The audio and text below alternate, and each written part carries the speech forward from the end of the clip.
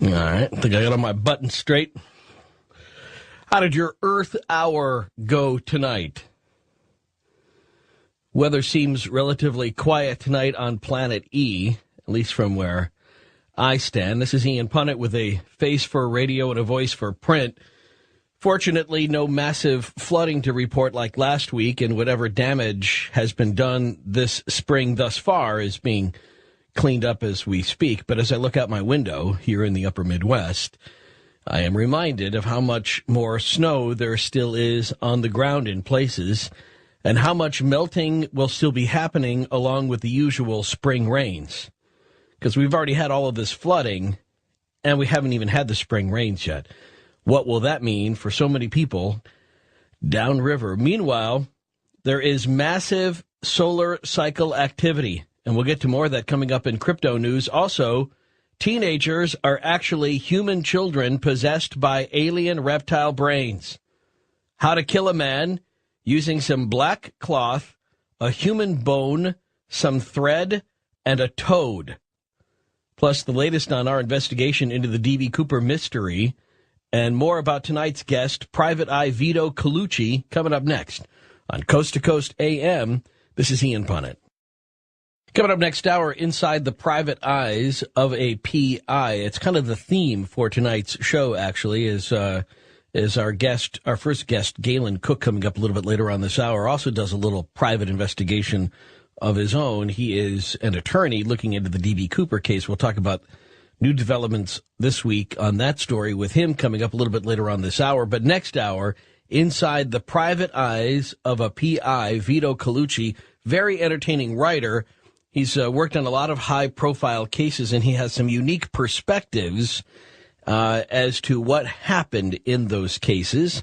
We'll talk about specifically some of the work that he's done on the Michael Skakel case, plus some other unusual aspects of what it really means to be a private eye. What do you learn about the human condition from a private investigator? We'll talk about it coming up next hour on Coast to Coast AM. And in the meantime, lots to get to in crypto news this morning. Of course, some of this news might have been covered in the mainstream, such as the story out of Washington reported by, I think this is a New York Times piece, the Treasury Department will propose on Monday that Congress give the Federal Reserve broad new authority to oversee financial market stability, in effect allowing it to send SWAT teams into any corner of the industry or any institution that might pose a risk to the overall system. Increased federal power in the economy at a time when things appear to be going down on one knee. And I say appear to be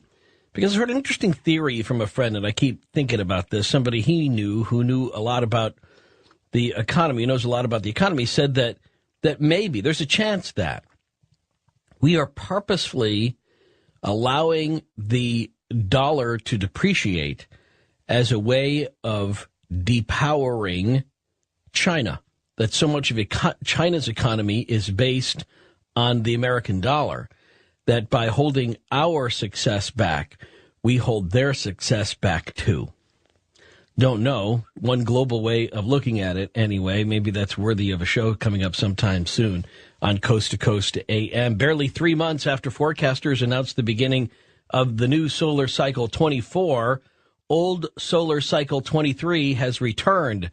This is a story from phys.org.com this week. 3 big sunspots appeared, and they are all old cycle spots, says NASA solar physicist David Hathaway. Quote, "We know this because of their magnetic polarity. What's going on?" Hathaway explains, quote, "We have 2 solar cycles in progress at the same time. Solar cycle 24 has begun. The first new cycle spot appeared in January, but solar cycle 23 has also not yet ended." Not at all unusual, perhaps, but all this solar activity is expected to make this year a year of transformation. Speaking of which, are teenage brains really different than that of adult humans? According to another story on phys.org.com, yes, many parents are convinced that the brains of their teenage offspring are different than those of children and adults. New data confirms this is the case. According to the National Institute of Mental Health, published in a April 2008 issue of the Journal of Adolescent Health. It describes how brain changes in the adolescent brain impact cognition, emotion, and behavior. I won't read you the whole piece, but it is fascinating. Here's the headline from it. You might think that those are your kids, but adolescent brains are very similar to hardy reptiles. Turns out, if you want to see a brain that's uniquely designed for, quote, novelty-seeking, sensation-seeking, and risk-taking behaviors, then open up the skull of your average teenager. I'll repeat that. If you want to see a brain that's uniquely designed for, quote, novelty-seeking, sensation-seeking, and risk-taking behaviors, then just open up the skull of your average teenager. Or apparently your average governor of New York, too, for that matter. And remember last week's conversation about a politician who seemed as if she were daring people to catch her in a lie? We talked about this video. We were among the first of the national radio shows to point out this viral video of Hillary Clinton in Bosnia that completely contradicted her story of her black ops as first lady. And I wondered last week whether the Sunday morning news shows were going to pick up the story and run the video that was flying everywhere on the net. As far as I know, only one did on Sunday, but by Tuesday, of course, the story had become huge. Frank Rich wrote about that in what will appear in tomorrow's Sunday New York Times. This event may be a watershed, he wrote, because Mrs. Clinton's character and candidacy spilling over into the 2000 campaign as a whole, and it reveals, and this is the part I thought was interesting, the accelerating power of viral politics, as exemplified by YouTube, to override the, quote, retail politics still venerated by the Beltway establishment. Boy, don't we see that over and over again? The people that are all the Beltway insiders that still think, regardless of party, that they can control the message, even in the face of the democratization of information on the internet. So is the story false? Well, it turns out it's true. The story of the landing at the airport in Bosnia, it turns out it's true. It's just that then First Rambo Hillary Clinton wasn't a part of it. There's a story in the Washington Post about how it was actually Senator Olympia Snowe, Republican of Maine, and 6 other Republican and Democratic senators that went on a fact-finding mission through war-torn Sarajevo just before the Dayton Accords resulted in a U.S. military presence on the ground in Bosnia. They went through every single thing that was described by Senator Clinton. They actually experienced it. All of the sniping of the runway, they had to duck armored cars. It's just, they have the video to back it up. Now, how about that for a coincidence? What are the odds? How about the same odds as splitting one arrow with another arrow? Blind? That's a story you can link up to at coasttocoastam.com. An archer has achieved a 1 in a million feat of marksmanship after splitting one arrow with another arrow. What makes this shot even more remarkable is that Tilly Trotter, 74-year-old grandmother Tilly Trotter, is blind. She pulled off the shot, known among archers as a Robin Hood, at a practice session of the Wellington Bowmen in Somerset. Mrs. Trotter, who's been an archer for 2 years at the invitation of her granddaughter Charlotte, said, quote, "The second arrow made such a noise going into the back of the previous arrow that I thought I had hit the ceiling or done some expensive damage. Then I heard people jumping up and down and shouting that I'd done a Robin Hood. It was a 1 in a million shot and a bit of a fluke, really," she said. Her husband, Tony, is crucial to her success. He's the one that helps her shoot at the target. Peter Jones, a spokesman for the Grand National Archery Society, said, quote, "It's a very rare feat, like getting 2 holes in one on the same round of golf." But I beg to differ. I mean, doing a Robin Hood would be like getting 2 holes in one on the same round of golf in the same hole, where one golf ball lands with such force that it splits the other golf ball in half. That's what I think, anyway. And also doing it at Forest Hills, not Sherwood Forest. Unlike Robin Hood, though, this lady is real. It's a very cool story. You'll find out more about it at coasttocoastam.com. And as real as Santa Claus. See this story out of Rice, Utah. A small but dedicated group of rock art preservationists in Utah, the 9 Mile Canyon Coalition, and their allies are fighting to preserve what may be the original Santa Claus. You got to go see it. 9 Mile Canyon, located high on the side of a sheer cliff in a rugged place in central Utah. There's an ancient petroglyph that dates back over 1,000 years. It has an uncanny resemblance to the modern-day Santa, an elf, and his 9 reindeer. You go see what I mean, coasttocoastam.com. You'll see the picture. While you're there, take a look at the complete version of this story about voodoo. Well, this story comes out of Atamaca, Mexico. To kill a man, voodoo practitioner Alejandro Gallegos Garcias explains, all you need is a black cloth doll, some thread, a human bone, and a toad. Oh, the story says, and you must ask the devil permission in person at a cave in the hills where it's said the devil appears. Assuming that you have these things, plus the green light from the Prince of Darkness, you simply lash the doll to the bone, shove it down the unfortunate toad's throat, sew up its lips, and take the whole mess to a graveyard, reciting the proper words. The person will die within 30 days. The person will die within 30 days. I guess that's what you're supposed to repeat.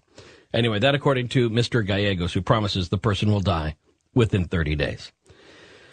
Now, if you don't practice voodoo, I think there's actually another way to kill a man using black cloth, some thread, a human bone, and a toad.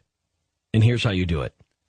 You take the human bone and you fashion it into a sewing needle. Using the thread and the bone needle, you make the black cloth into a little ninja outfit for the toad. And then, once the toad is dressed as a ninja assassin, then carefully explain to him why the victim in question simply must die. You might want to give the toad several $1,000s for travel expenses and then send him on his way. May take a little longer than 30 days, but, you know, the victim will never see the ninja toad assassin coming. Be the perfect stealth maneuver. And Galen Cook is here on Coast to Coast AM to talk about one more story in crypto news this week. Good evening, Galen. Good evening, Ian, and thank you for having me back on. Always a pleasure. We're going to stay with this story until we find an ending to the mystery someday of D.B. Cooper out of Los Angeles.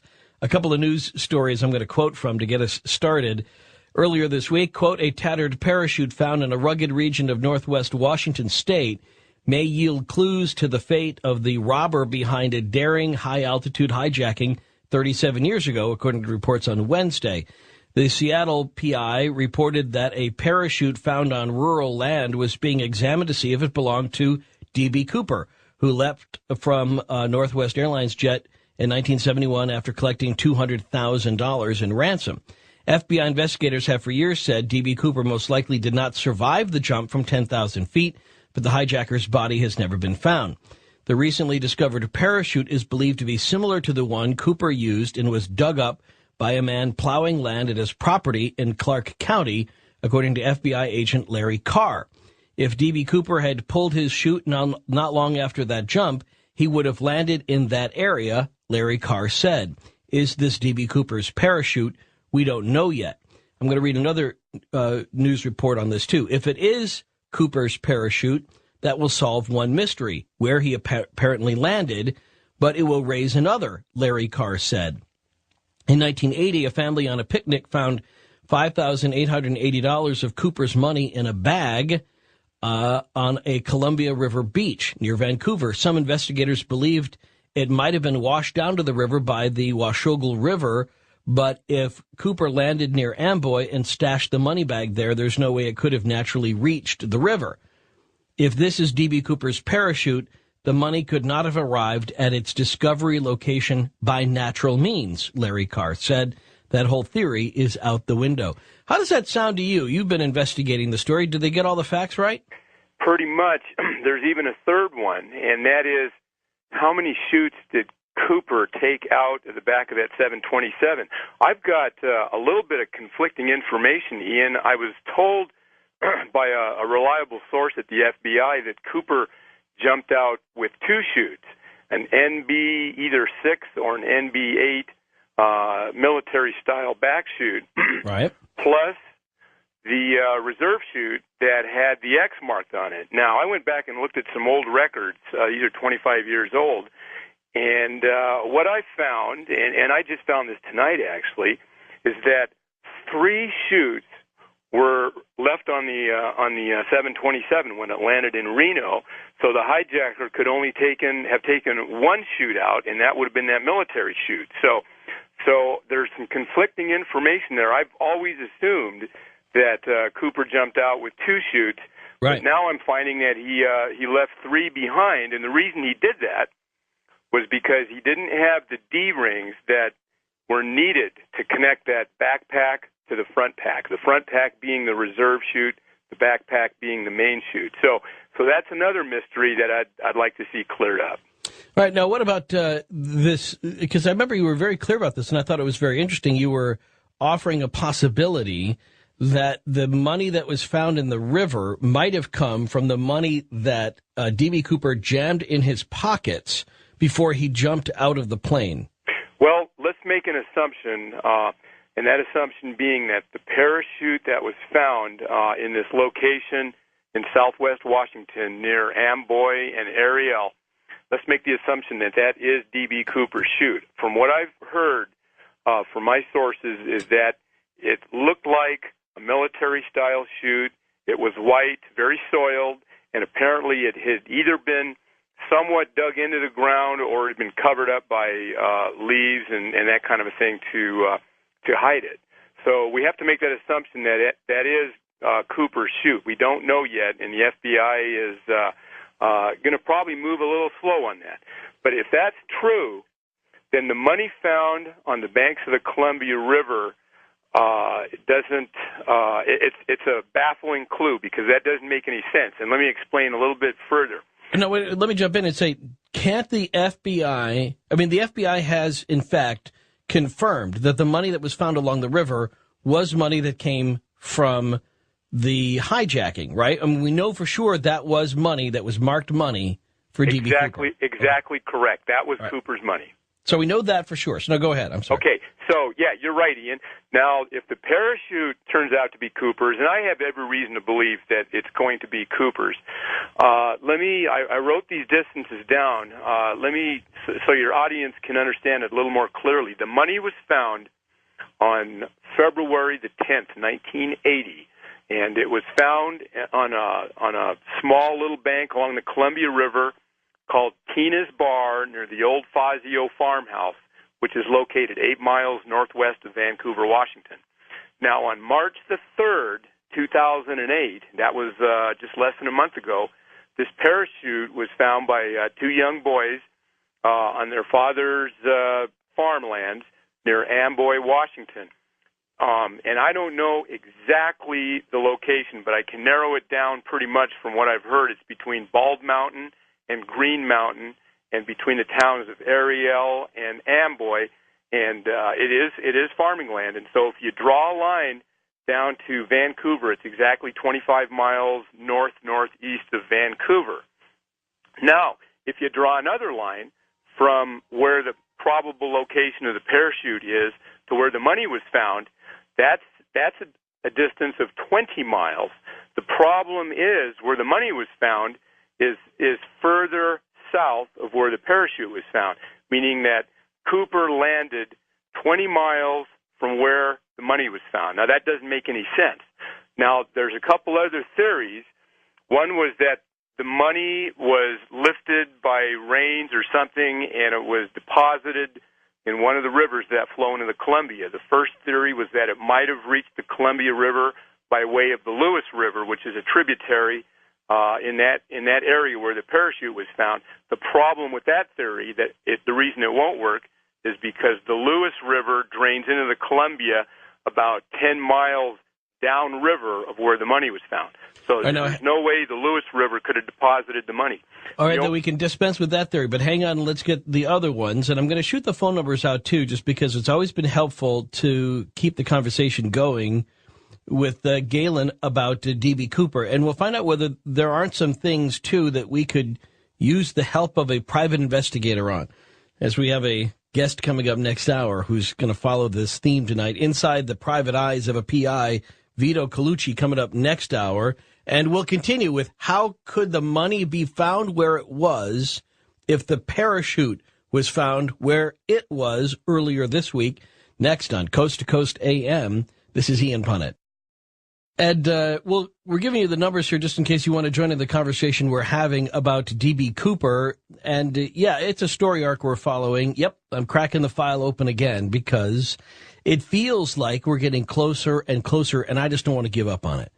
I think that this information's out there. Galen Cook and I were talking about this a couple of visits ago, that I just think that somewhere in some shoebox there is one more piece of this mystery. It's in the bottom of somebody's closet.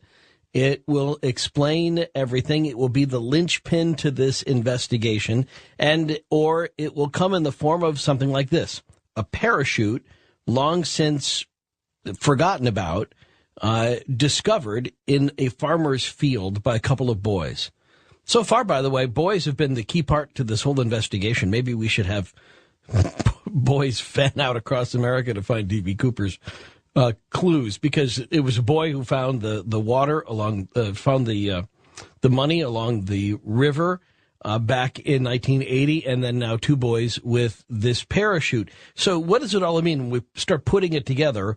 What assumptions can we make about the D.B. Cooper jump back in 1971? If this is D.B. Cooper's parachute in the farmer's field, and as we know, that was his money that was found along the river back in 1980. We'll let Galen Cook put it all together for us next and have you join in the conversation before our main guest, Vito Colucci, coming up next hour. We look inside the private eyes of a private eye on Coast to Coast AM. This is Ian Punnett. We got a couple of people hanging on, but we'll get back to them on Coast to Coast AM. This is Ian Punnett, and we're talking with Galen Cook, attorney who's been investigating the D.B. Cooper mystery, and we've been slowly coming up with some new turns and twists, and the FBI has been back on the case on this for a while, and Larry Carr was the guy we were quoting earlier in these stories. Have you been in touch with him, Galen? The last time I talked with Larry actually was via the Internet. I sent him an email and asked him if he had received a copy of the picture the family gave me, and also a copy of the fingerprints of my suspect. And he sent me a short email back and said yes. Now, that was about 5 weeks ago, and I haven't heard from him since. But I have talked to Larry several times on the telephone. All right. Now, I want to be clear about this, too, because you mentioned the family and the photograph. That's a separate story. That's what we've been talking about, too, this connection that we made through Coast to Coast AM with a family that said that their father, or in the case of the woman, her husband, her ex-husband, had been somebody who had claimed to have been D.B. Cooper, looked remarkably like D.B. Cooper, had the qualifications to have been D.B. Cooper, lived in the area, right down the line, in many of the most important aspects of the profile fit D.B. Cooper. And we put the picture on the website, and you could see the closeness between the actual photograph of this man and the artist's rendering of D.B. Cooper. And you sent the fingerprints. Now, what about the DNA sample? The FBI still says they have some? Well, the FBI has claimed since last fall that they have a partial DNA sample from the from the tie that Cooper left behind on the aircraft. And they've used that to eliminate some of their prime suspects already. Now, I haven't given them any DNA from the family members of my suspect yet. I have given them the fingerprints, and I'm waiting to hear back on that. DNA testing takes considerably longer to match up than, say, comparing fingerprints. Okay, so that's all we can say for now on the subject. But I have one more thing I'm going to tell you in a minute, but I just want to get back to the okay, good. what I was talking about before the break. There's only two drainages that go into the Columbia that you can look at. The Lewis River, we can no longer regard that as a possibility because it pours into the Columbia 10 miles downriver from where the money was found.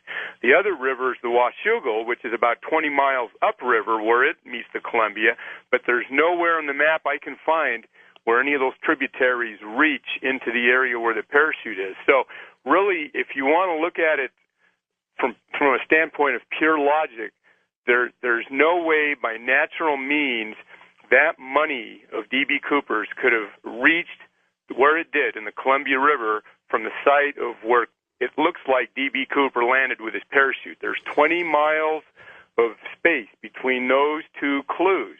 And so the question is, how could one clue be so far away from another clue? Now, I spent 4.5 hours a couple of weeks ago talking with the widow of my D.B. Cooper suspect, and she had told me something previously on the telephone that kind of went over my head. I didn't pay too much attention to, but we did discuss the money aspect, and I asked her again to reiterate how the money could have ended up on the Columbia River, and this was before the news came out last week of D.B. Cooper's parachute being found.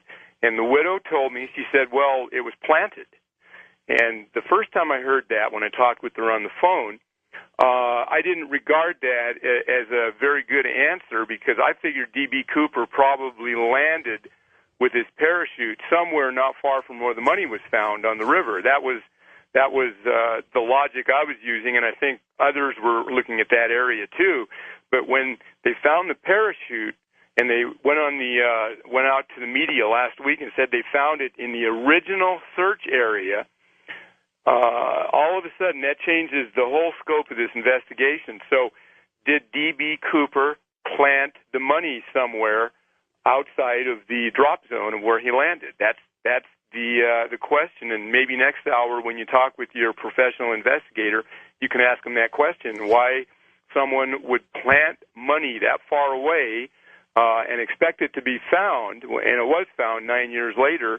Was that to throw off his pursuers? What was the rationale for the skyjacker to do that? Well, and let's pick at that just a little bit. If you're going to plant money, is that the way that you would do it? And I guess maybe part of me says that you take too many chances that the money's not going to be found. If you're intending to get the FBI off your trail, and you're intending to send people down some wild, river chase, as it were, well, then why not put it in a place which would have been found earlier than 1980?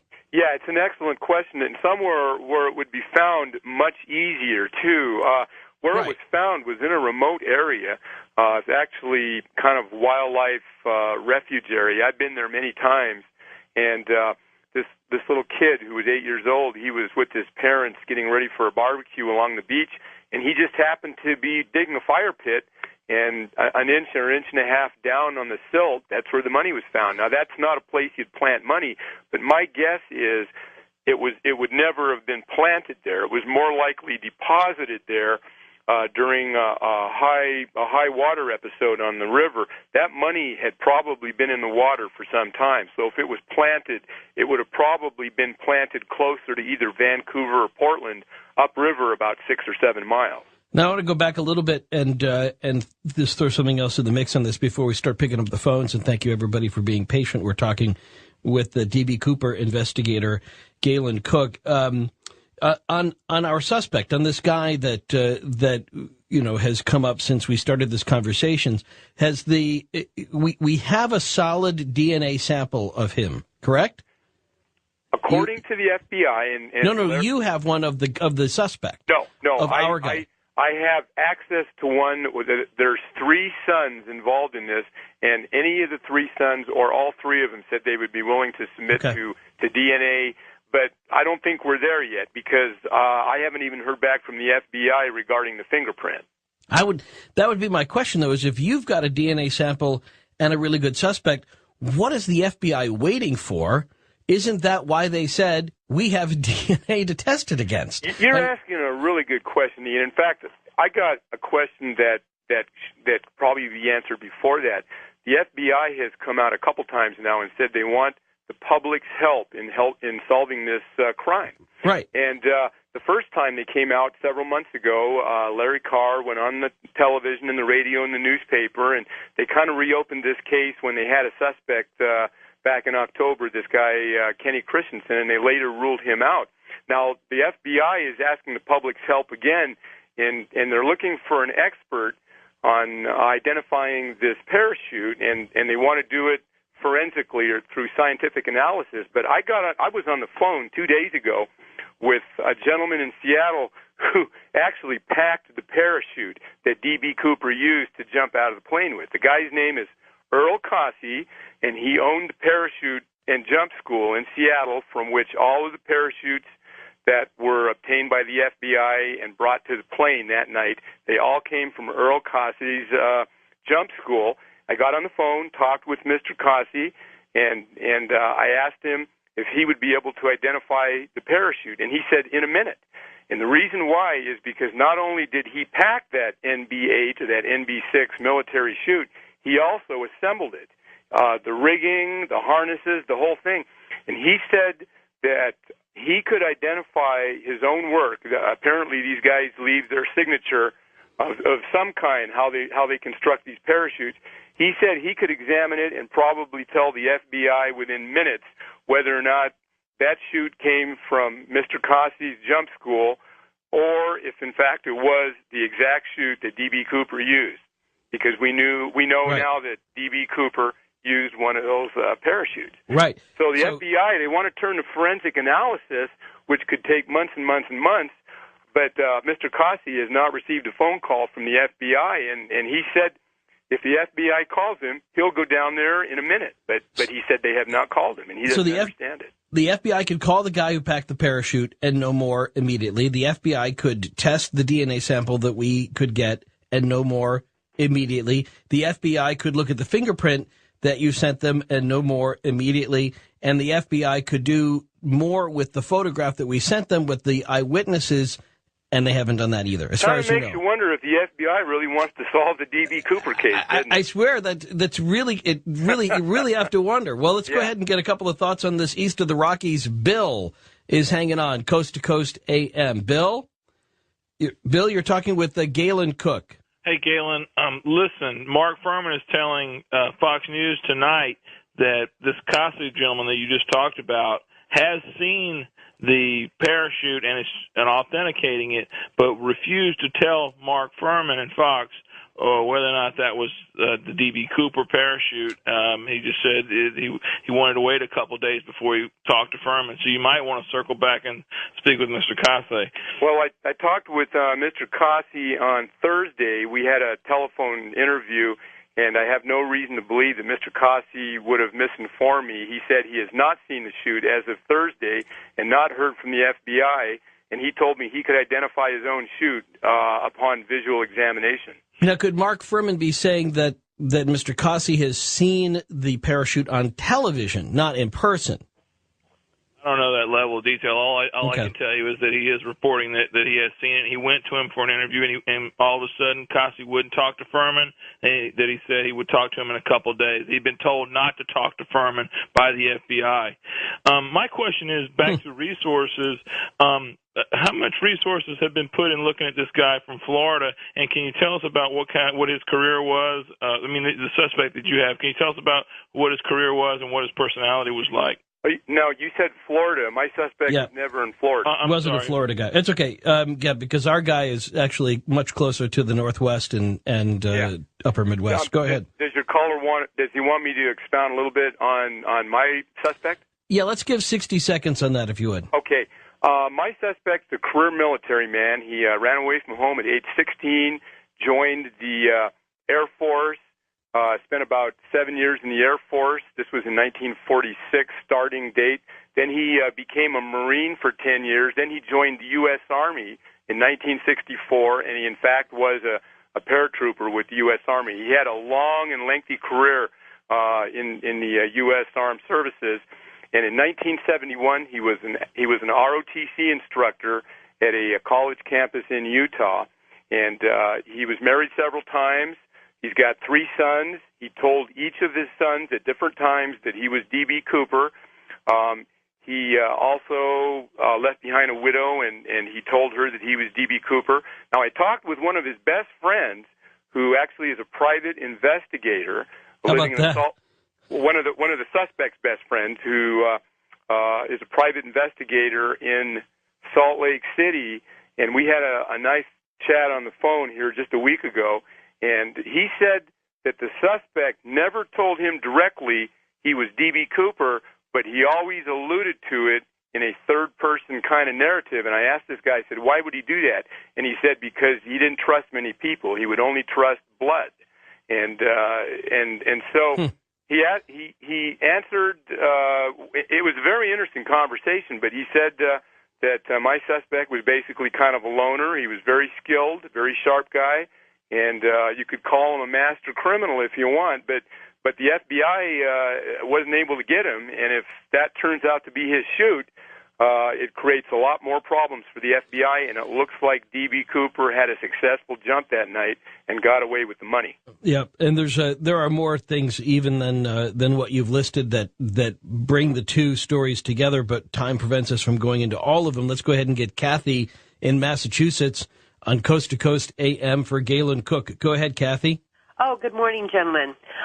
Tonight there was a documentary, and I don't know if it was on the Discovery Channel or History Channel because I don't remember. But I don't know if this is the same suspect you're talking about, but the woman that was interviewed tonight, the story goes that the guy was dying in a hospital room and said to his wife, I've got a secret, I've got to tell you my real name. And he stated he was D.B. Cooper, and that he buried the money and couldn't remember where he buried it. And the person who was the investigator, which I don't remember that name either, because I wasn't really paying that much of attention. And he did say that because of Mount St. Helens blowing when it did, and all the streams and rivers, taking different channels down the mountains, he said that the money was lost forever, probably if it was buried. Galen, where are you with that? Yeah, she's talking about Dwayne Weber. This was the Florida suspect, and I've talked with Dwayne's widow several times on the phone over the years, and Dwayne is no longer a suspect. The FBI ruled him out, and I don't think Dwayne would have been a viable suspect. He did spend, I believe, 17 years in various penitentiaries. It's unfortunate that he had to lie to his wife on his deathbed about being D.B. Cooper. It created lots of problems, but Dwayne Weber was not D.B. Cooper. By the way, one more thing, Ian, about the money.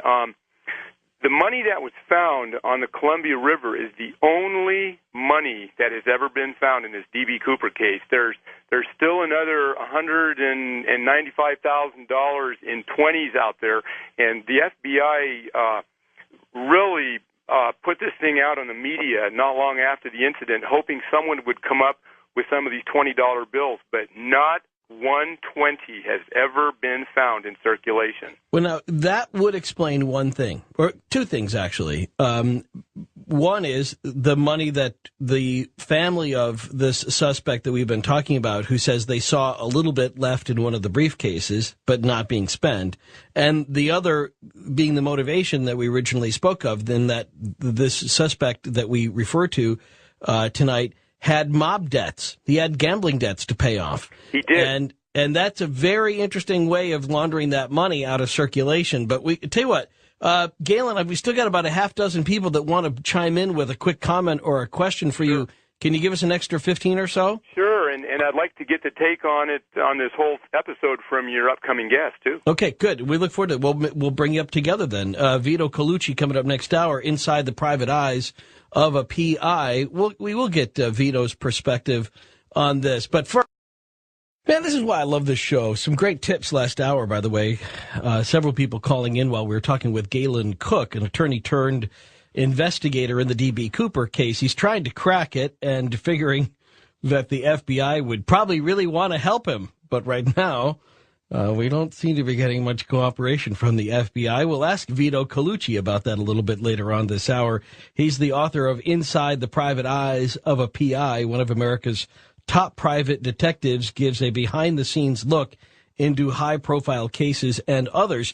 And that's what we want to talk to him about in just a few minutes. We'll bring him into this conversation about his behind-the-scenes perspective on why it is that if the FBI has D.B. Cooper's DNA, at least some partial DNA, and we have a DNA sample that's waiting for us from the family of this suspect who shall not be named yet, but whose family is volunteering him after his passing for reasons which we explained last hour. Why won't they do that? Why won't they connect the dots on that? Or for that matter, the fingerprints that Galen Cook sent over to the FBI. How come that hasn't been at least disqualified? At least say, no, that's not it. That's not the guy. Keep looking. We'll find out more about that, and we'll get to the last couple of calls remaining for Galen Cook coming up next. Should be a very festive half hour on Coast to Coast AM. This is Ian Punnett. So where do we start? Do we leave off anywhere Galen Cook at the end of a sentence or anything that we need to revisit? I can't remember where we were at the top of the hour. One more thing I just want to mention, Ian. The family of the suspect sent me an 8mm color film that was taken in August of 1973, and it shows the suspect and the second oldest son took a trip with my suspect up to Vancouver, Canada, and this was just days after he had retired from the U.S. Army. This is August 1973.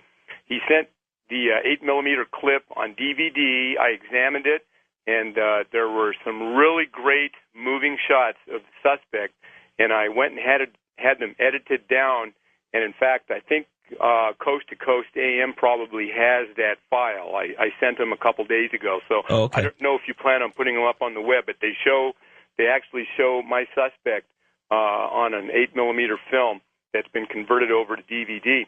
And the purpose of that trip, according to the son, who is now in his 50s, was to go up and spend a week, just the suspect and that son, who at that time was 16 years old. And he said they spent exactly one night in Vancouver, and when they were in the motel one night, or maybe it was in the afternoon, the suspect told the son he had something to do and he'd be back in about 2 or 3 hours. About 3 or 4 hours later, he showed up, and he said, I have to head back to the States, and so we're going to have to end our trip real quick.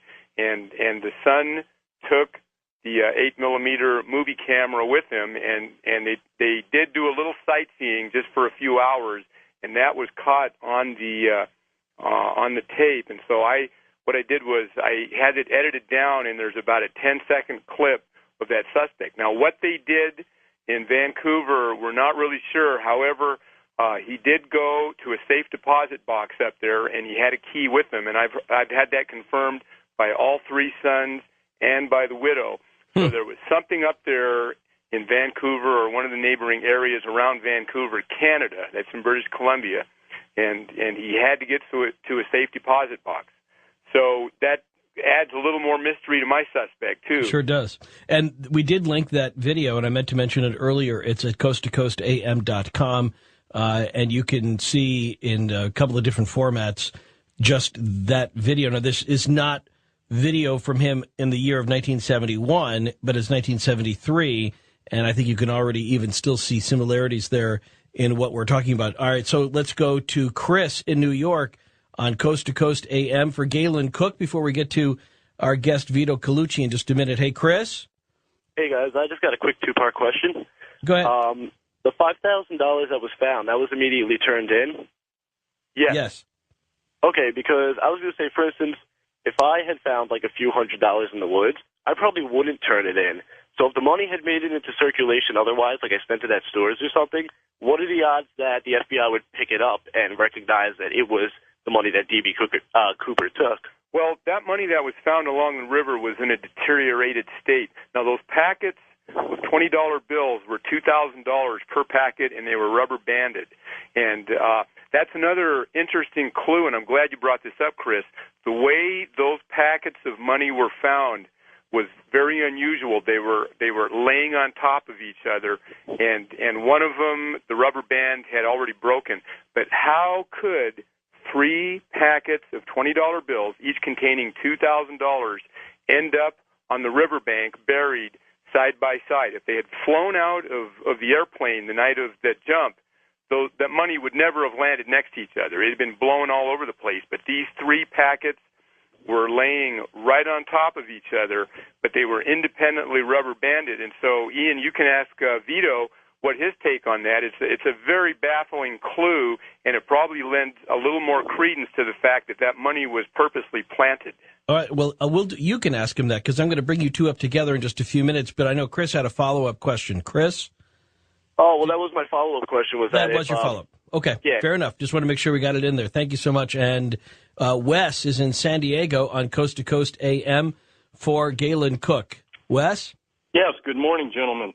And a quick thought on how the discovered portion of the money might have been found where it was. What if he had trekked it to from where he landed?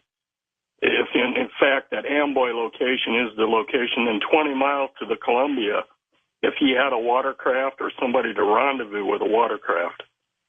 Wes, the problem is it's 20 miles as the eagle flies, Correct. And if you look at the route you'd have to take to get there, it's probably by highway. It probably ends up being about 40 or 50 miles. And if Cooper's on foot, he's not going to be able to do it that night because he knows the bloodhounds and the multitask authorities are going to be chasing him down in the morning. He's got to get out of there that night, and he's not going to have time to cover that much territory and plant the money there. So I don't think he would have done it that night. It would have been later. Let's get Mike in Nevada, and then we'll bring in Vito Colucci together with Galen Cook in just a second. So be prepared, Galen, what you would ask a private investigator with some experience on this. But, Mike, go ahead. Hello. Hi, you had a quick question? Mike, Nevada. Hello. Yeah, you have Mike here. Do you hear me? Yes, we do. Go ahead, Mike. Yeah, retired Navy parachute rigger, and the only thing I can do is supply you information that you may or may not have concerning the NV6 or NV8 parachutes. They had history cards of the packers in a small pouch inside, and most parachute riggers put that piece of paper in a plastic bag and then snapped it shut, and they would seal it with either E-thread or 6-cord, and they have a lead seal that they have a hand stamp that is uniquely their own. How would that be? Let me cut to the chase on this. How would that information pertain to this investigation? What is it that you think that would offer us? That would have allowed that parachute packer that you indicated to identify whether or not he had any hands-on packing on that unit. I see. And then he could track that to his history card, which the FAA requires that a parachute packer, wherever it's packed, maintain a paper copy of the complete history of that parachute. I appreciate that. Galen, you have a thought on that? Well, actually, when I talked with Mr. Cossey, he indicated, and your caller's right, they do put their name and signature in there as the parachute packer, but Mr. Cossey said he not only packed it, but he had rigged and assembled that exact chute, and apparently they do it in such a way where they can identify if they were the ones who assembled it. But I have a quick question for your caller. Actually, 2 questions. Are all Navy chutes white? Is the canopy white? And then my other question to your caller is, why would D.B. Cooper jump out of the plane with an old-style military or Navy emergency chute when one of the other chutes he could have jumped out with was a sport model called a Pioneer? Mike, right. any thought on that? And a Pioneer is much more harder to pack. An NB8 or an NB6, I can be in the back of the aircraft, open up the panels, check for a tracking radio or beacon, and close it back up safely. And if he's got just minimal training on that, he can do that. Yeah. Now, as to the color of the parachutes, Navy and Air Force both have multicolors and white, and the whites were used up in the northern hemisphere to camouflage for snow. Yeah, this chute they found up in southwest Washington was white.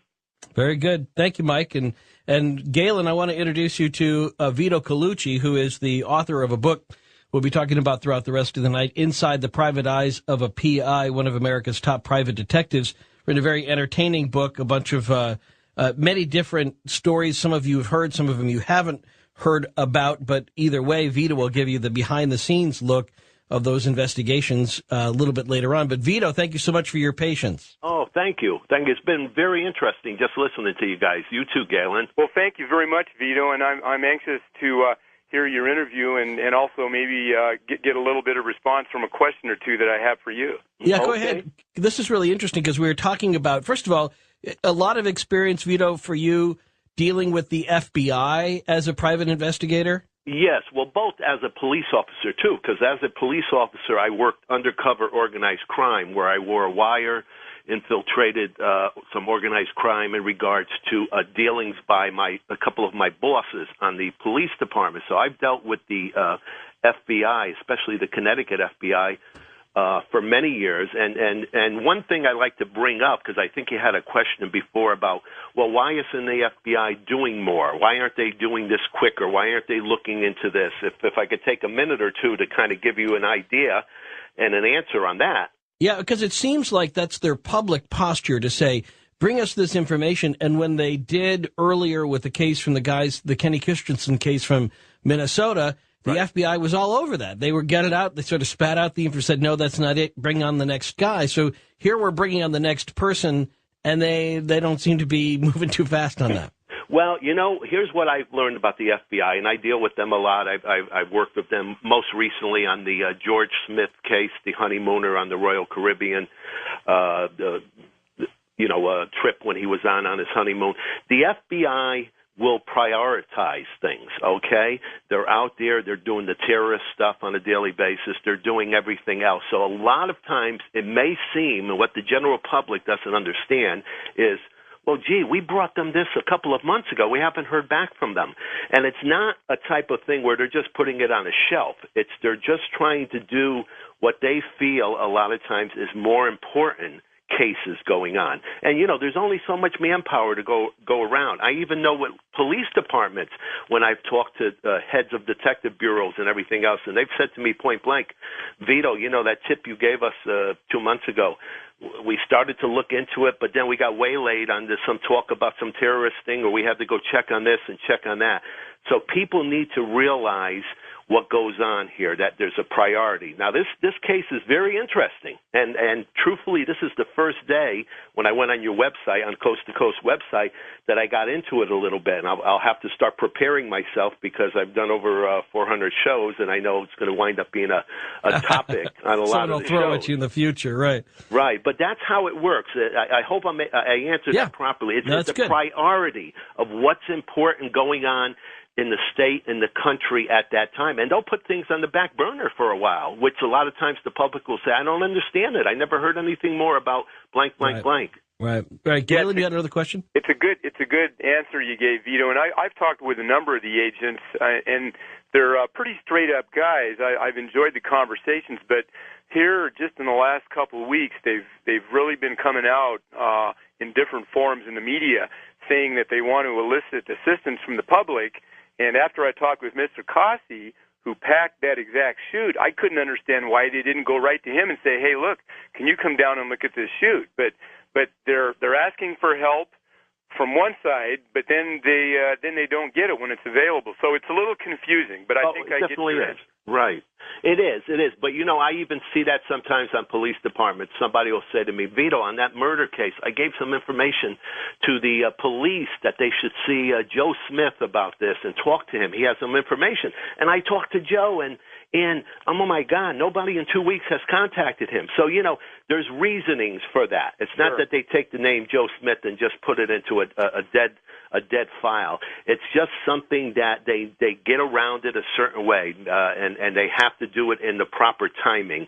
And it's tough a lot of times for the public to understand that. And the FBI, man, they're swamped, and they do a great job, man. They make those arrests of different things, either on the terror end or other things. Sometimes we don't even hear it. but yet we go on to live safely. So, I mean, you know, they kept me alive during my time as an undercover cop, and I have a lot of respect for them, and I still do. I can understand that. That's a great answer. The one thing that I'm a little bit amused about is every agent I've ever talked to or have read about on these D.B. Cooper files, they all say pretty much the same thing, and the standard line is D.B. Cooper could not have survived that jump that night because of the weather, because it was dark, and the mountains were on one side and the river was the other, and he could not have survived it.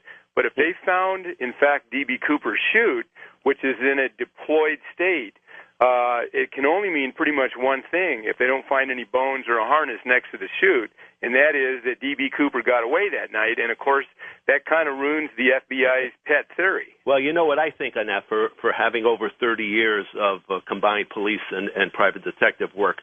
From what I read on the Coast to Coast site today, was he not a Green Beret?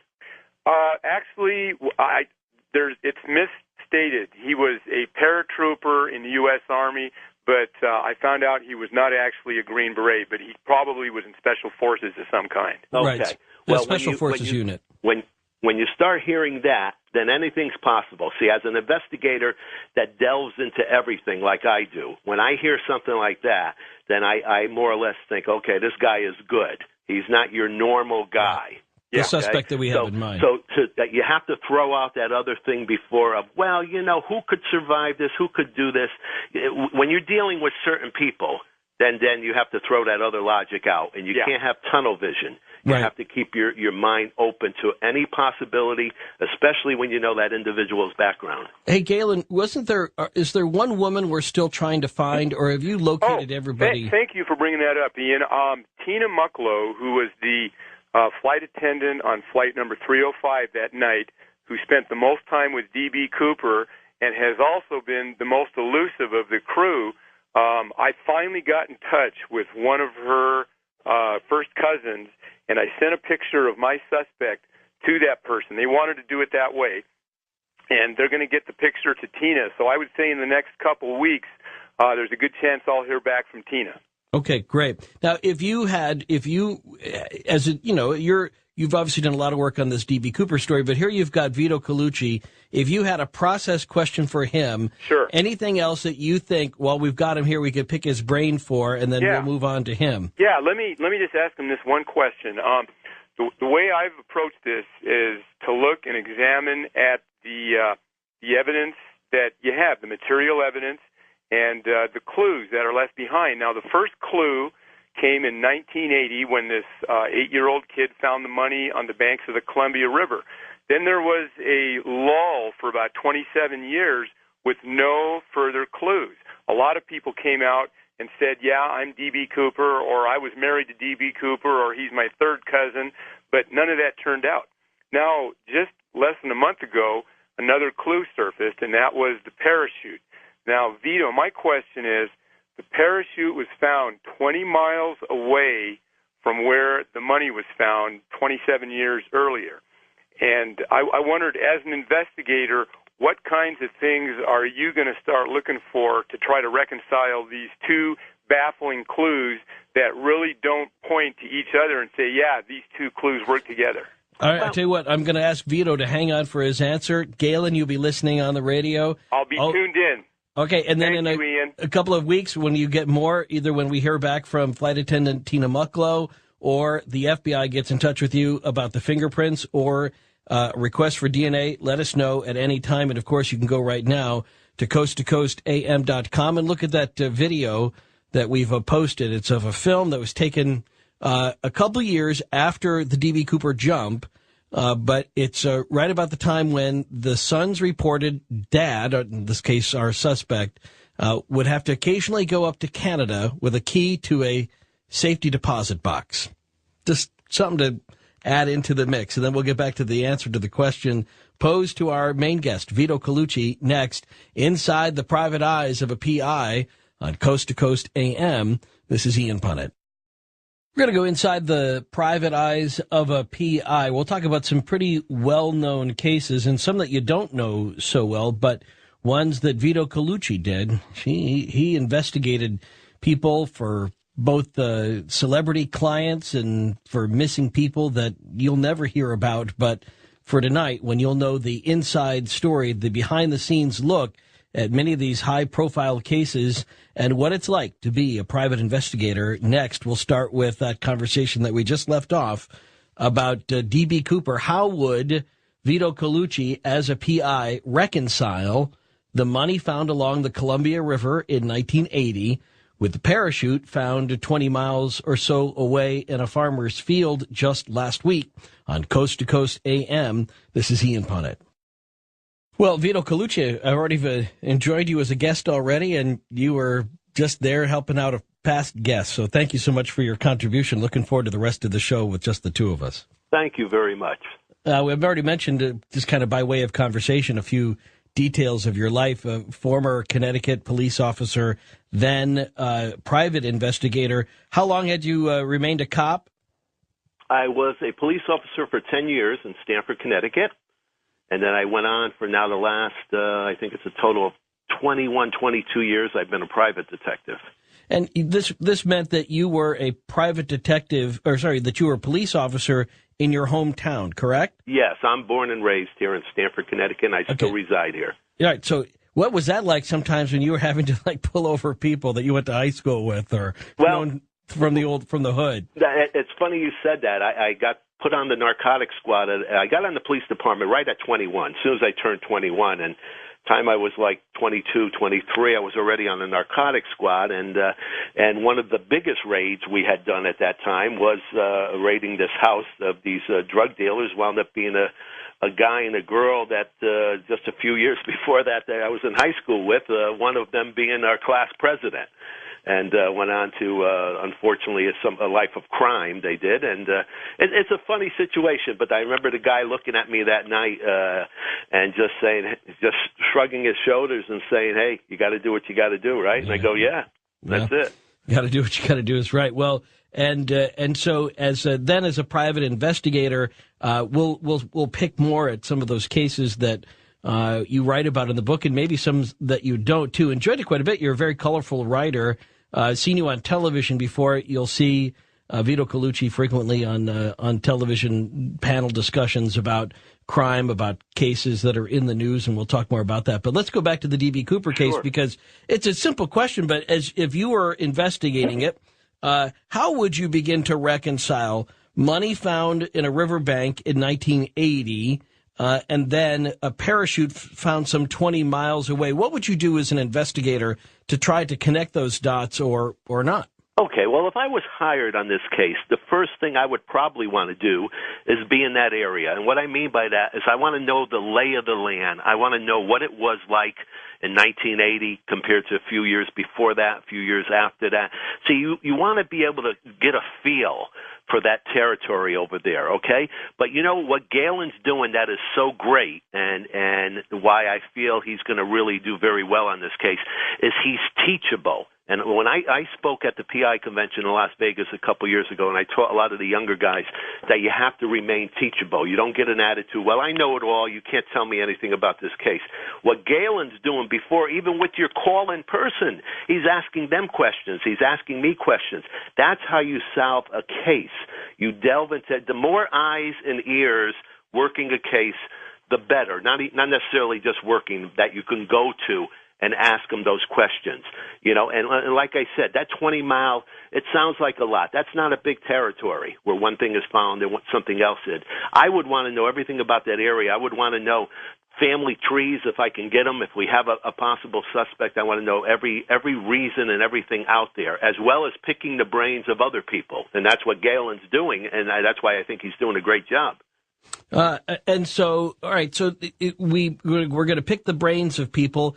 At some point, I mean, you got to start to look at the disparity of time, of the location. Makes it very tough. That's right. Yeah. The conditions under which both cases were both discovered. What would be your antenna on even the thought offered by the one suspect that Galen Cook and I have been talking about, this one man whose wife is still alive, who says that the money was in that riverbank as a plant, that he would have planted it there to divert attention away from where he actually landed and would have left from. Any idea on that? I agree with that logic. I wrote it down right on my piece of paper here, planted, after I heard you guys talk about that. Number one, because who you're talking to what? The wife. Okay, right. She knows the individual better than anybody. Okay, so you're taking what she's saying, and you're putting that together with what we said before: the knowledge of this individual, his training, his background and training as a paratrooper, and all the other stuff. So you start putting this all together, and you go, all right, that makes sense. He plants this over here for what reason? Now, you may not come up with the reason. Exactly. But you still look at that as, he did this to kind of throw people off or to do this or to do that. But the key person, obviously, is that woman right now. And thank God that she's still alive and she's out there where you can just say to her, can I call you anytime and ask you a question? You wake up 3 o'clock in the morning, you're not going to call her then, but the next day you pick up a phone and say, let me ask you this. Would he do this, this, or that? And you start putting it together. But, I mean, it's intriguing, and I'm going to start, like I said, today was the first day when I went on your webpage where I started to read it, and it is quite intriguing. And I study all of my cases before I do the television shows and everything. Anybody, that's why I feel I've done over 400, that they keep calling me, because I go on these shows, and I really know what I'm talking about. I do my homework, so to speak. I'm sure Galen Cook would love any help you can give him, and we'd love to keep reporting back on the story. And we think that if we keep, torquing this a little bit, that we'll get somewhere. So thanks for your thoughts on that in the future.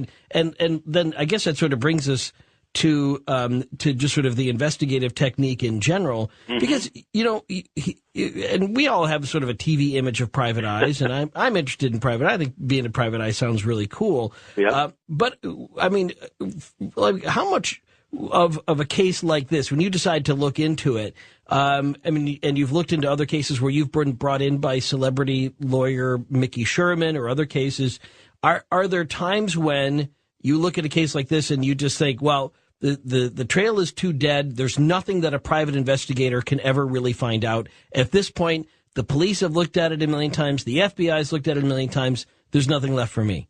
Oh, yes, that definitely does happen, Ian. I've turned down cases. I've sat with clients that have wanted to give me amounts of money to get involved. And, a lot of times that same scenario you just said, I have said to them, you had all these agencies, you had this, you had that, 15, 18 years have gone by.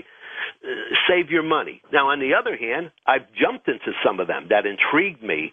And what I tell a client? I never promise them anything. I say to them, I'm going to do the best possible work that anybody can do, and I will at least give you my comments, my answers, what I feel about the case. So it's intriguing that way too, Ian. I understand that. I guess that was my backdoor into the Michael Skakel investigation. Here was a case. The death of teenager Martha Moxley in Greenwich. Here's a case that has sort of grown stone cold. Police had investigated, everybody investigated, and it took a couple of different books on the subject, one of whom was by the guy we were talking about last hour, Mark Furman, to suddenly heat up the investigation. Now the police are looking into it. Mark Furman writes a book, and next thing pretty soon there's an indictment against Michael Skakel. So what was different about that case? Why were they able to get an indictment out of a case that had been considered closed? Well, I worked for the defense team on that one, Ian. I was involved right from the beginning. I was the only one rehired from the first team that went on to the second team to work the appeals. And this is not the common feeling amongst people out in the world. They felt he was guilty. He got what he deserved.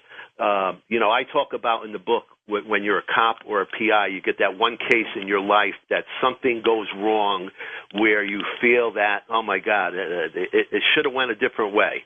And that's the one case for me. Because when you delve into this and look into this, he was convicted by a group of people, several different people that took the witness stand, one of which was loaded with heroin. He died before he could testify. They had to read his testimony, who afterwards I found out from his own mother and brother that he had said to them when they said, "What are you talking about? What information do you have?" And he told them, "Keep quiet. I'm going to get a reward."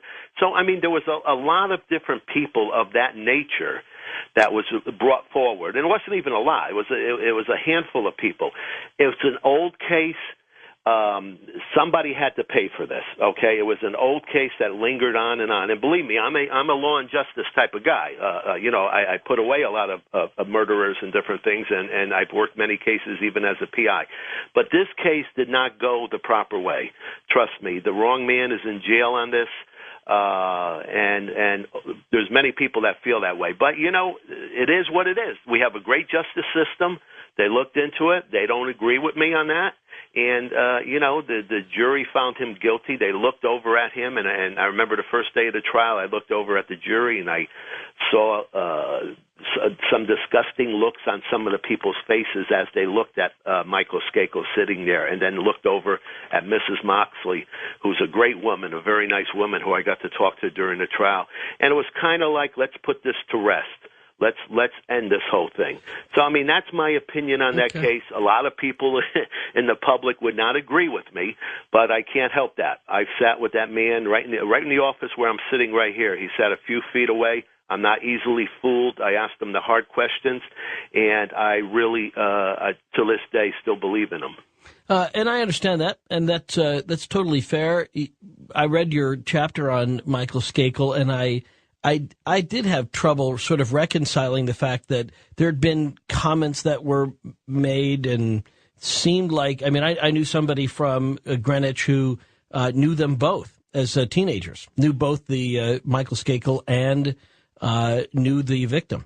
And she felt from early on that it was the Skakel boys, that the Skakel boys were involved, and it was just, that was a neighborhood thing. And I realized that that's not enough to convict somebody, but it was an interesting perspective to talk to somebody who had been sort of at ground zero of the case. Right. And had known enough about the way in which Michael Skakel used to look at Martha, or the way in which those conversations went, or other things that happened afterward, to say that there was just so much around him and that case that it couldn't have just been, something that was concocted later on by somebody else with false testimony. Right. Well, see, also what you have to look at, too, what gets me aggravated, is that he was tried as an adult, okay? Right. And that was a big point that was tried to work out in the court. And he had just turned 15 at the time when this all happened, okay? He was around for all these 20, 25 years. He wasn't somebody that went overseas and did an Alex Kelly type of a thing, tried to hid from everybody. They could have put their hand on him at any time. When they wound up arresting him, they tried him as an adult. He was 41 years old. Instead of going back and saying, and the reasoning for that was, well, we have to try him as an adult now because we have no kind of facility. What can we do with a 41-year-old guy? We can't put him in, a juvenile facility type of a thing. And, that was another thing. He was 15. That's like me coming to you at a point in your life and say, Ian, look, we know what you did back when you were 15. We got some evidence on that break-in or this or that, blah, blah, blah. And you go, well, yeah, geez, I was real stupid back then. You got me. Yeah, but Ian, we're going to try you as an adult. As an adult? I'm 40-something years old. What are you talking about? Well, I'm sorry. We're going to try you as an adult. Everybody that I have said that to shakes their head and says that doesn't make any sense at all. He went on to counsel alcoholics. He went on to do a lot of good things. He was a skier, a top-notch skier. He helped a lot of people that came to the witness stand that said that he really helped me. He counseled me, got me off the alcohol, everything of that nature. So, this was not a hardened criminal.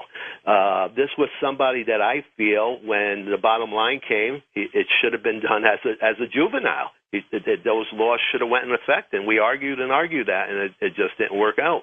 And I understand that. I think some of the feeling about that is that that wouldn't have been enough justice, because as a juvenile, it wouldn't have, if he had been willing to come out and admit and say, yes, I did this, but to go down that prosecution, to have to be forced to do a prosecution, then they're going to go for the higher sentence for all of that trouble. If he had confessed to it and then gotten, cut a deal where he was going to be convicted as a juvenile, well, then maybe he could have gone down that road. But it seems like you can't have it both ways in the justice system. But I don't want to get too deep into that case because there's so much more interesting material. First of all, let me ask you, I mean, when you got out of the regular police work and you became a private detective, what was the general feeling from your former colleagues in the police department? Are you considered a sellout? Do they not work with you? Do they try to work with you? Are they jealous? What's the story? No, I have a very good relationship, not only with my former department. Of course, it's many years now. There's not many of the same guys and girls I worked with, but, all the neighboring ones. See, when I do a case, especially when I'm working for, let's say, the family of a victim, I work what I say parallel with the police department. That means like somebody's son is murdered, and the police are working on the case, and the mother and father hire me also. What happens is I'm doing my investigation. I'm not going against the police. As I develop any evidence, I turn it over to the police that same day or the next day. I don't have powers of arrest anymore. I'm not a police officer, so I don't interfere with anything they're doing. There's been many cases I've done where the detective sergeant has talked with me, and I've given him what I've gotten new the last day or two. He may say to me, "Don't bother talking to Bob Jones or Joe Smith. I've already done that." New York Times piece: the Treasury Department will propose on Monday that Congress give the Federal Reserve broad new authority to oversee financial market stability, in effect allowing it to send SWAT teams into any corner of the industry or any institution that might pose a risk to the overall system. Increased federal power in the economy at a time when things appear to be going down on one knee. And I say appear to be because I heard an interesting theory from a friend, and I keep thinking about this. Somebody he knew who knew a lot about the economy, knows a lot about the economy, said that maybe there's a chance that we are purposefully allowing the dollar to depreciate as a way of depowering China, that so much of China's economy is based on the American dollar, that by holding our success back, we hold their success back too. Don't know. One global way of looking at it anyway. Maybe that's worthy of a show coming up sometime soon on Coast to Coast AM. Barely 3 months after forecasters announced the beginning of the new solar cycle 24, old solar cycle 23 has returned. This is a story from phys.org.com this week. 3 big sunspots appeared, and they are all old cycle spots, says NASA solar physicist David Hathaway. Quote, "We know this because of their magnetic polarity.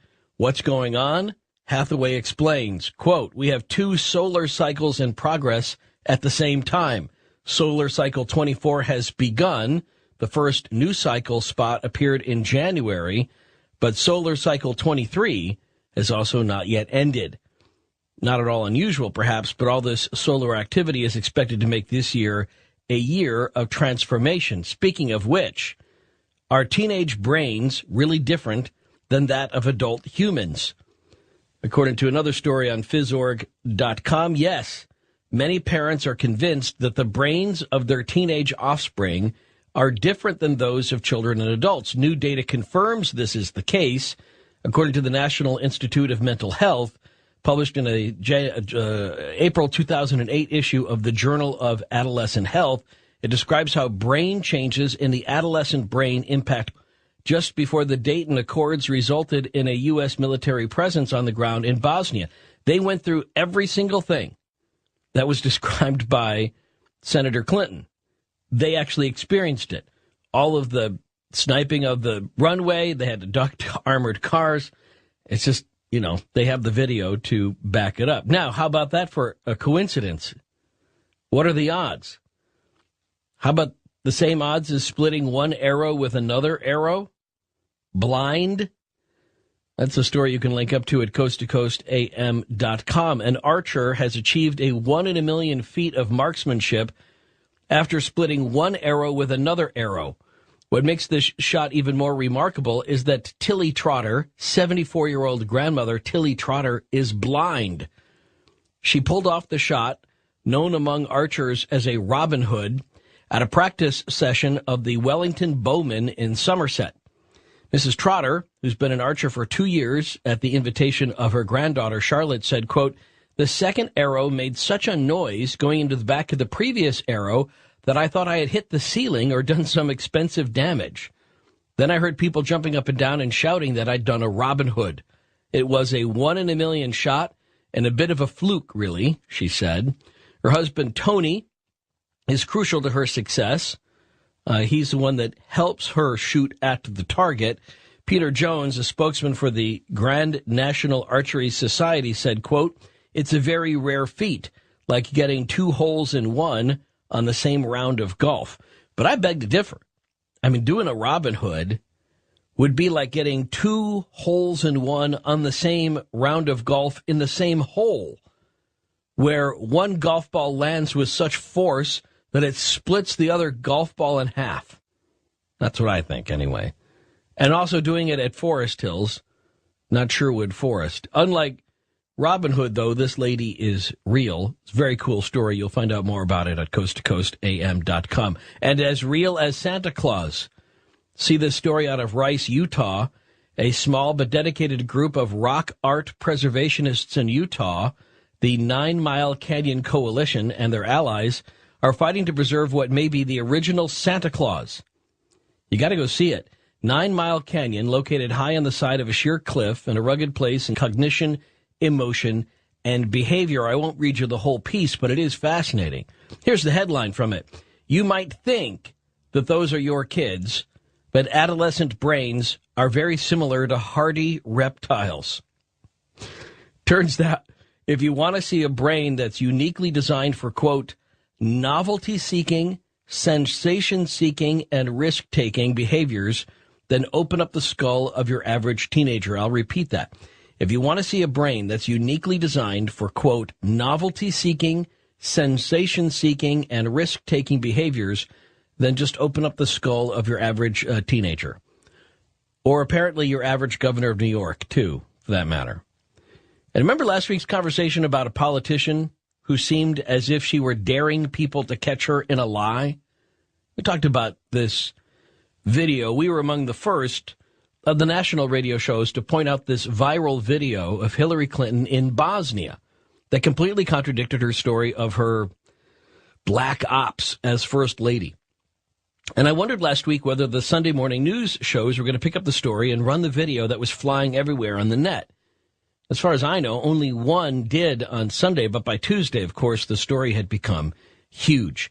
Frank Rich wrote about that in what will appear in tomorrow's Sunday New York Times. This event may be a watershed, he wrote, because Mrs. Clinton's character and candidacy spilling over into the 2000 campaign as a whole, and it reveals, and this is the part I thought was interesting, the accelerating power of viral politics, as exemplified by YouTube, to override the, quote, retail politics still venerated by the Beltway establishment. Boy, don't we see that over and over again?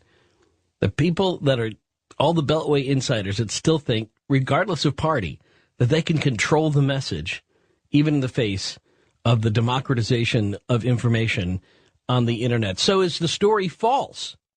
Well, it turns out it's true. The story of the landing at the airport in Bosnia, it turns out it's true. It's just that then First Rambo Hillary Clinton wasn't a part of it.